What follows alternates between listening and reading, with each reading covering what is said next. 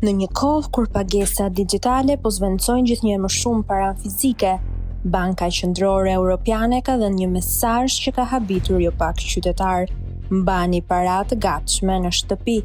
Ky apel nuk është një thirrje nostalgjike për kthim te paraja e letrës, por një strategji serioze për përgatitje ndaj krizave. Në një dokument të fundit mbi rolin e paras fizike në kohë emergjence, BCE nënvizon se sistemet moderne të pagesave sado efikase janë të ndjeshme ndaj ndërprerjeve, nga krizat kibernetike tek fatkeqësitë natyrore apo mungesat energjetike. Në të tilla raste, paraja fizike mbetet mjeti më i besueshëm për blerje dhe mbijetesë.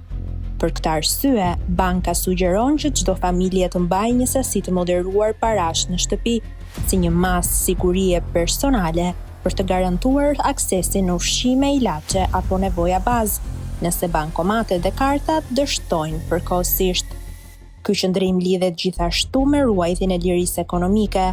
Paraja e gatshme është e vetmja që nuk mund të gjurmohet, censurohet apo kufizohet në kohë reale. BCE nënvizon se qëllimi nuk është braktisja e teknologjisë, por balancimi i saj me forma të sigurta fizike të paras, për të shmangur një varësi të rrezikshme ndaj platformave elektronike.